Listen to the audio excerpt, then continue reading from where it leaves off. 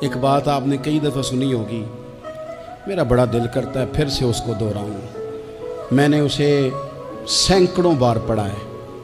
جب طبیعت پوری بے چین ہوتی ہے اور اپنی ذمہ داریوں کا احساس کرنے کو دل کرتا ہے نا، تو پھر خیال آتا ہے کہ ہم بھی پڑھیں ذرا ان چیزوں کو۔ بار بار پڑھتا ہوں تاکہ احساس ذمہ داری پیدا ہو۔ آپ کے غلام اسلم فرماتے ہیں رات کو میں اور جناب عمر نکلے تھے تو ایک مکان میں ہم نے دیکھا کہ ایک عورت نے نا، اس کے بچے بار بار شور کر رہے ہیں اور وہ کچھ پکا رہی ہے، آواز آ رہی ہے۔ تو حضرت عمر نے دروازے پہ دستک دی۔ کون ہے دروازے پہ؟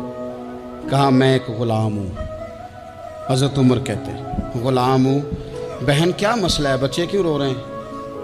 تو بی بی کہنے لگی تمہیں کیوں بتاؤں، جاؤ نا اپنا کام کرو۔ حضرت عمر نے اصرار کیا تو تلخ لہجے میں، جس سے غصہ نہیں کر جاتے حکمران، councillor, chairman, M P M N A ناراض نہیں ہو جاتے، اس تلخ لہجے میں بی بی کہنے لگی دعا کرو اللہ میرے اور عمر کے درمیان قیامت میں فیصلہ کرے۔ کیسا حکمران ہے کہ اس کی حکومت میں میرے بچے بھوکے سوتے ہیں؟ یہ میں نے پانی میں روڑے ڈال کے چڑھائے ہیں، لیکن یہ پیٹ کی بھوک یہ بڑی ڈاڈی ہوتی ہے، یہ نیند بھی نہیں آنے دیتی۔ خیال تھا رو دو کے سو جائیں گے، پر سو بھی نہیں رہے۔ حضرت فاروق اعظم دوڑے گئے، گھر سے سامان، اناج، غلہ کندھے پہ رکھا۔ خادم کہتے میں نے کہا کہ مجھے دے دیں۔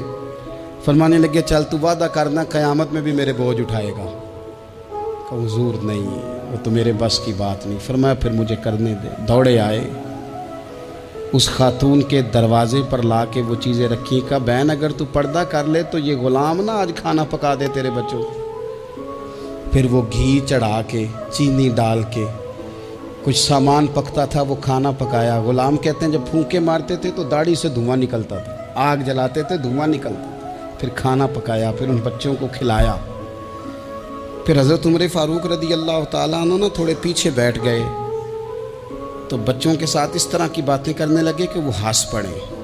جناب اسلم کہتے بچے اس بیوہ کے ہنستے تھے، بچے ہنستے تھے اور عمر روتے تھے۔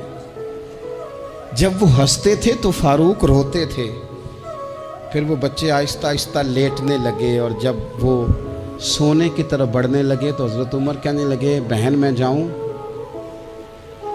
کہنے لگی رب تیرا بھلا کرے، میرا کلیجہ پھٹ جاتا اگر میرے بچوں کو آج شام بھی روٹی نہ ملتی۔ تو سیدنا فاروق اعظم رضی اللہ تعالیٰ عنہ کہنے لگے پھر تو میرے لیے دعا کرے گی؟